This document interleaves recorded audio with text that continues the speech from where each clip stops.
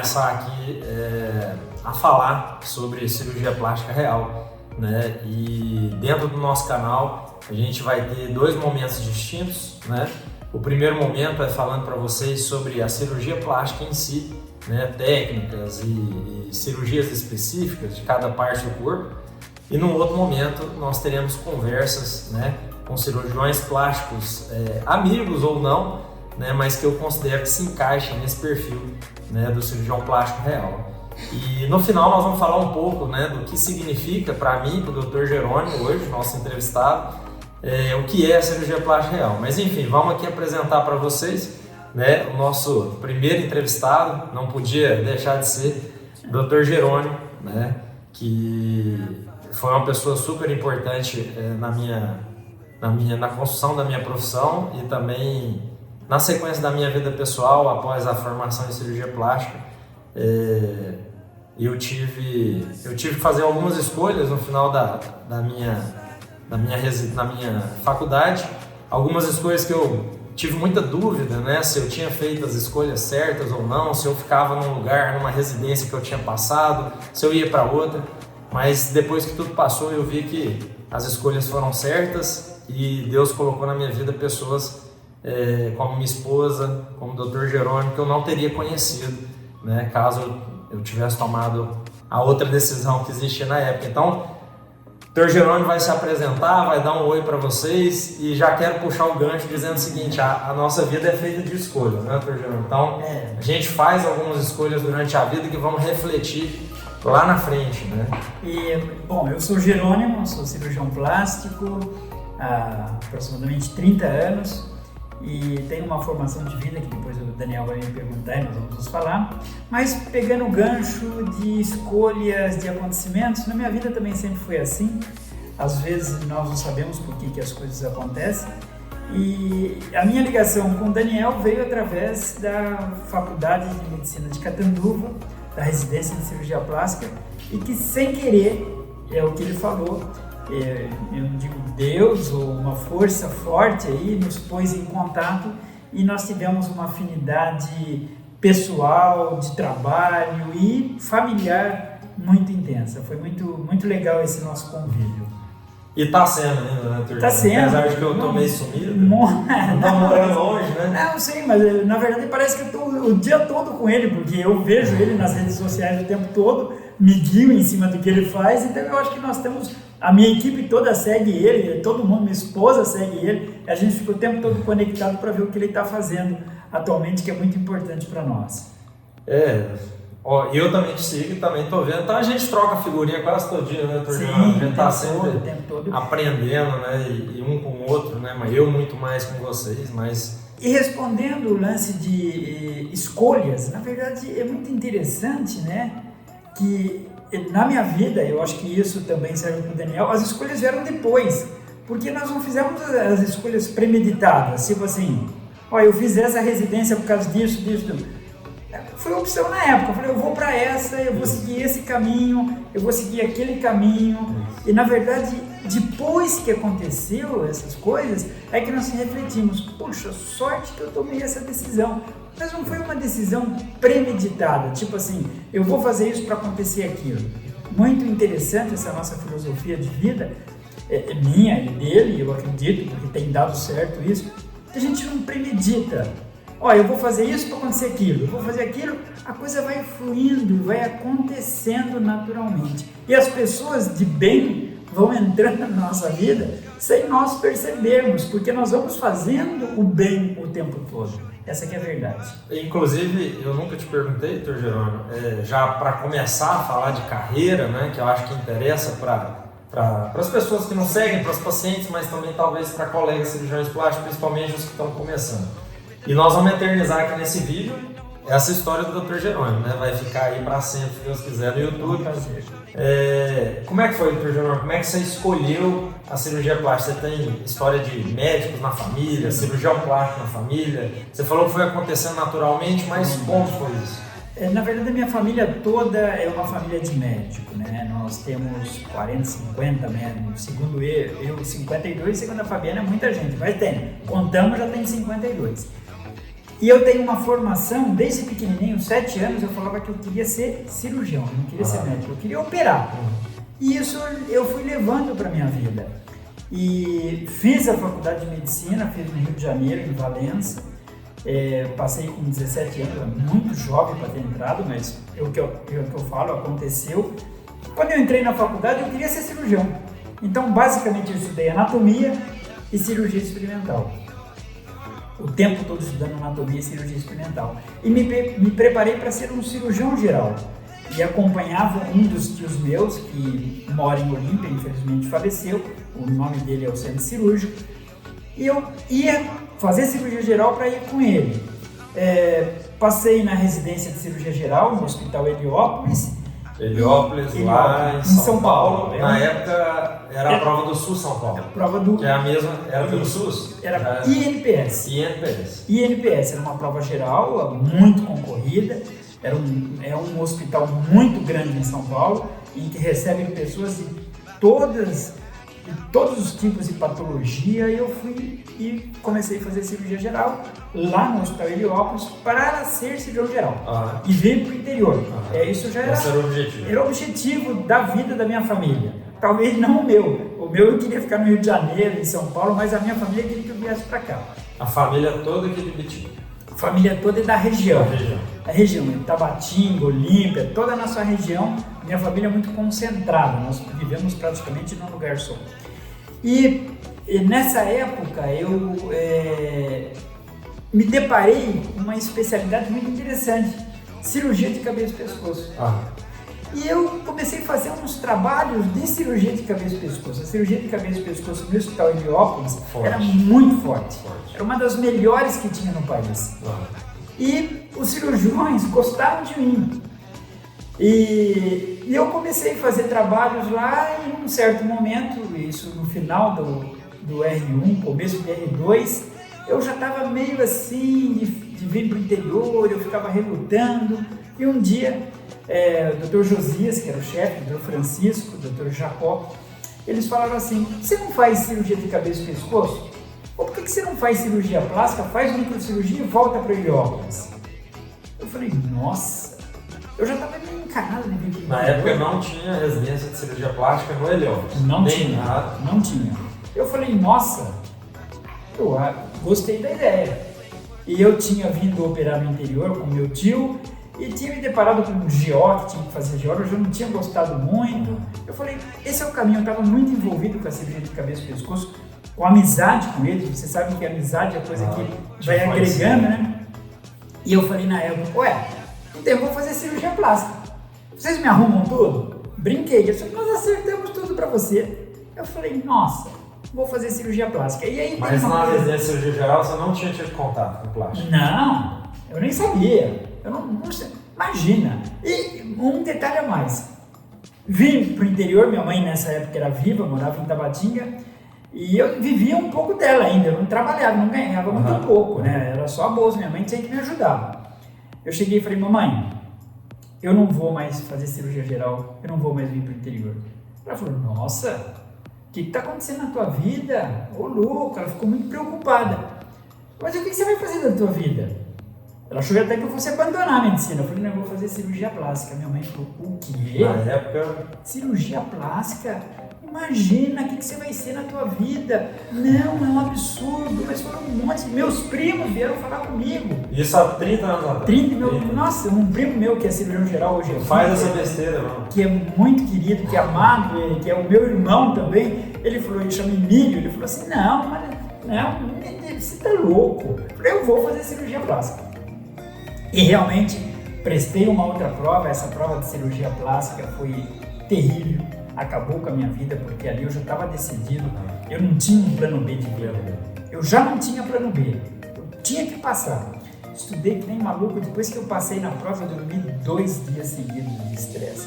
E esse foi o meu começo, o meu contato com a cirurgia plástica. Quando eu cheguei na residência... O contato, na verdade, foi um ideal, não foi nada real, assim, não colocou a mão. Tinha um ideal de fazer assim. Ideal, foi mas não sabia nem o que te esperava, né? Não sabia. Quando eu cheguei na cirurgia plástica, o primeiro dia, foi um choque. Porque eu já me achava o cirurgião, o rei da paróquia. Aí tive um choque, pá, aqui você não sabe nada, mas aí eu já estava me inteirando sobre a cirurgia plástica. Eu sempre gostei muito, assim, eu sempre fui mais delicado com as coisas, com as pessoas, eu sempre tive muito esse viés, então eu já gostava de coisas mais refinadas, essa que é a verdade. E aí a cirurgia plástica não foi no Heliópolis, foi no Santa Marcelina? Não, aí eu passei na residência de cirurgia plástica do Hospital Brigadeiro, que era o hospital central do INPS na época também, depois virou SUS. Era um hospital grande também, concentrava toda a cirurgia reparadora do estado de São Paulo, queimados, hipospádia, lábio leporino, e todo esse movimento ia para o Hospital Brigadeiro. Foi uma loucura a residência de cirurgia plástica. Isso nós estamos falando de 1987 e 88.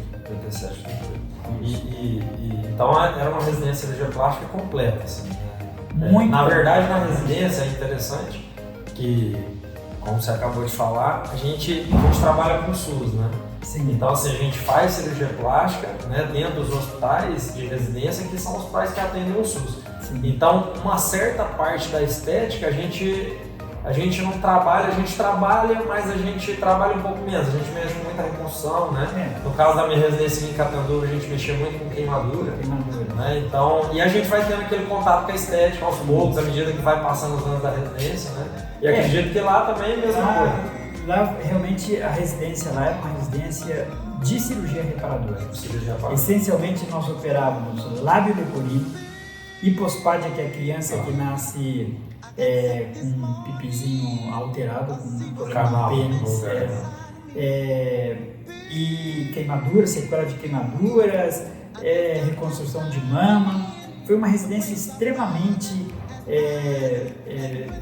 forte. Nós começávamos a operar todo dia, 7 horas da manhã, operávamos até as 11, das 11 a 1 nós fazíamos um ambulatório, voltávamos para o centro cirúrgico e operávamos até as 7 horas da noite. Foi muito completa, tumor, câncer de pele, foi uma residência muito completa e muito interessante que nessa residência tinha um cirurgião plástico, foi por isso que eu fui para ela também, que ele tinha vindo do Japão e ele era craque em microcirurgia. Eu tenho que fazer microcirurgia porque eu vou voltar para Heliópolis. Até então era o plano. Eu tenho que ir para um lugar que tenha microcirurgia.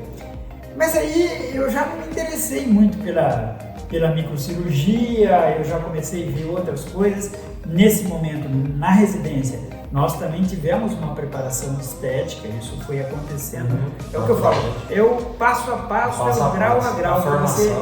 Você tem primeiro uma formação. E a parte de reconstrução é a base, né? É a base da cirurgia estética, é onde você aprende a anatomia, a cicatrização, né? E onde você aprende também a respeitar as alterações estéticas das pessoas, porque você se depara com uma situação muito interessante, porque você vê uma ruguinha aqui, mas você vê uma criança com a fenda aberta, você vê uma mama que é um pouquinho caída, mas de repente você vê uma sequela de queimadura, a mama toda destruída. Um câncer de mama, né?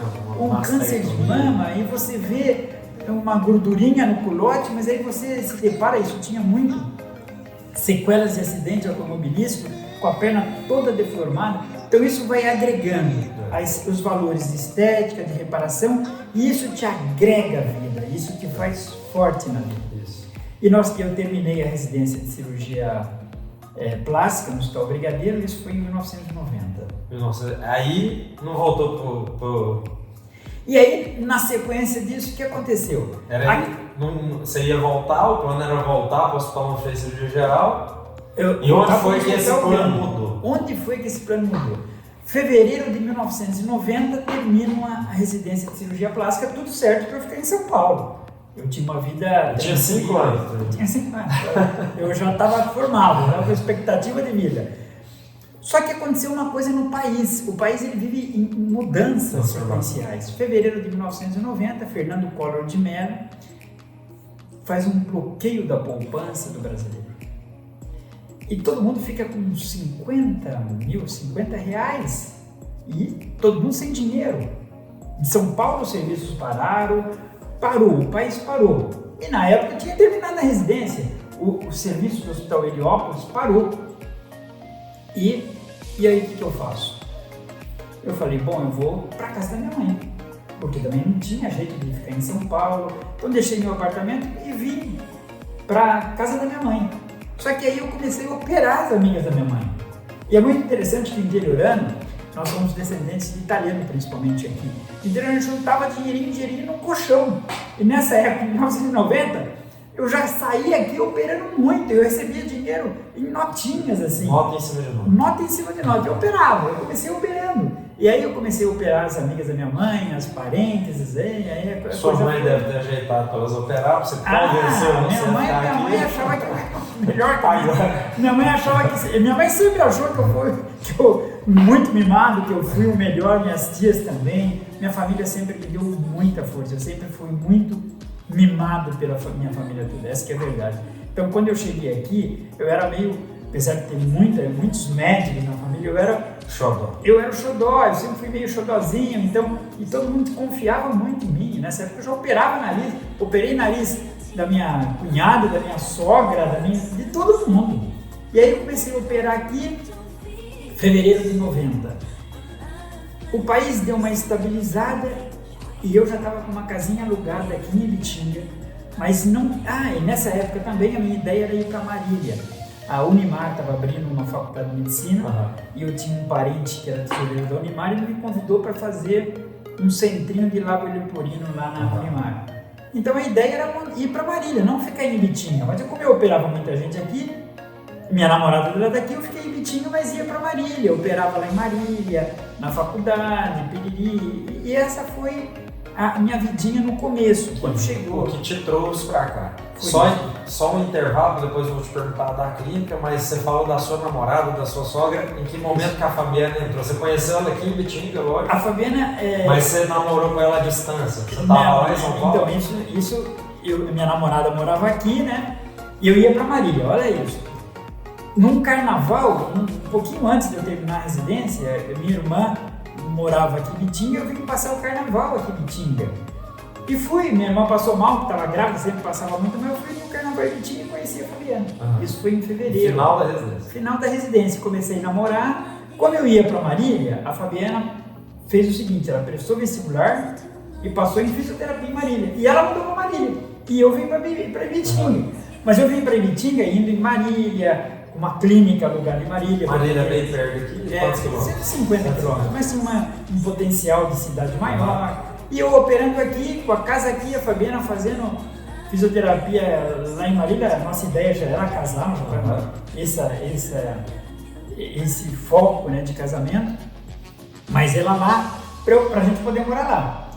Isso então, fevereiro de 90. Em maio de 1990 eu recebo um telefonema do chefe do serviço do Heliópolis de cabeça e pescoço, o Dr. Brasilino. Eu atendo o telefone, na época era telefone, não tinha celular. Ele falou: ô Jerônimo, tudo bem? Ele falou: Dr. Brasilino, que prazer. Então a clínica voltou e agora nós queremos você aqui. Eu falei: Dr. Brasilino, agora eu acho que eu não vou. Tô com casa, porque eu tô casamento. Eu opero tanto, não, isso aí é um casamento, eu opero tanto e acho que eu vou para a faculdade de medicina lá em Marília. E isso e aquilo, mas eu estou operando muito aqui em Ibitinga, aqui na região, eu estou em Marília. Doutor, eu vou pensar mais um pouco. Ele falou: vamos fazer o seguinte, você pensa mais um mês, porque a nossa ideia é que você volte para cá. E aí, eu pensei mais um mês, mas eu optei por ficar por aqui. Família. Mãe, mas a ideia ainda era morar em Marília.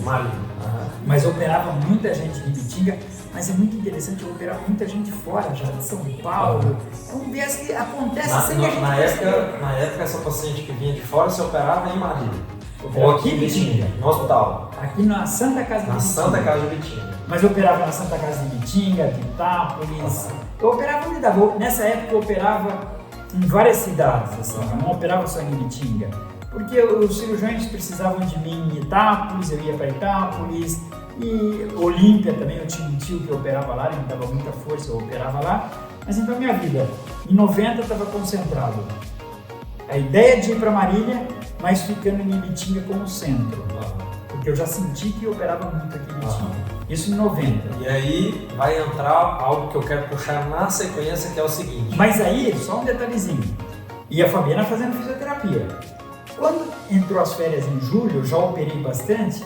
Eu fui levar lá para Marília para recomeçar a faculdade. Aí eu falei, Fabiana, eu acho que essa vida tá tudo errado. Vamos fazer o seguinte, vamos casar. Ela assustou. Eu falei, vamos casar, porque vamos casar. E falei, onde que a gente vai morar? Vamos morar em Ibitinga. Nós casamos, morando em Ibitinga, eu viajo para Marília e eu já operando bastante gente daqui.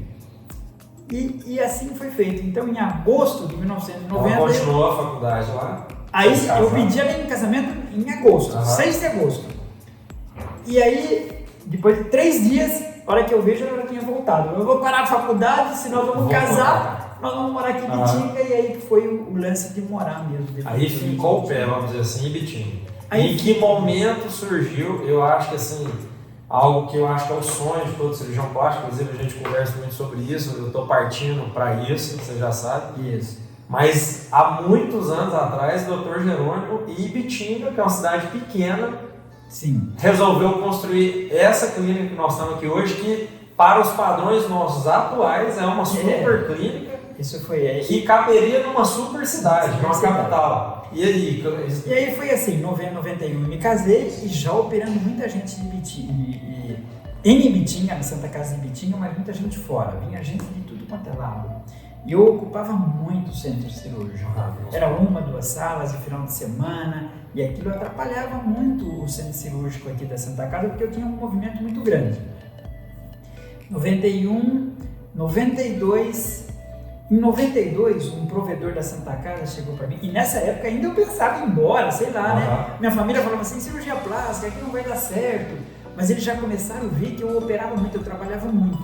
Aí, quando chegou em 92, o provedor falou assim, falou, Jerônimo, eu preciso falar com você. Você vai comprar esse terreno, passou aqui em frente. Eu falei, doutora, me dá, compra e vai construir a clínica. Eu falei, será? Mas não pensei. Eu falei, me conta a história dessa família. Eu falei, uma família muito boa que vivia aqui, eles estão precisando vender. Doutora Vidal, vamos falar com eles. Passei lá, falei com a senhora, muito boa, um carinho, um amor de pessoa, contou um pouco da vida dela. Eu falei, eu vou comprar a casa da senhora, comprei a casa dela, já com a intenção. Aí eu falei, vou construir a clínica. Mas sem planejamento, eu não pensei em vou ser famoso, vou comprar a clínica, vou comprar o terreno e vou construir a clínica. 92. Em março de 93 eu comecei a construir a clínica já. Março de 93.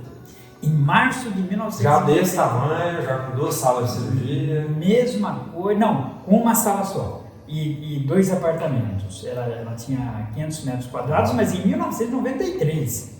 Você acredita nisso? Hoje já 500 metros quadrados. Uma clínica. Em um ano e meio eu não consegui acompanhar o fluxo, a construção da clínica.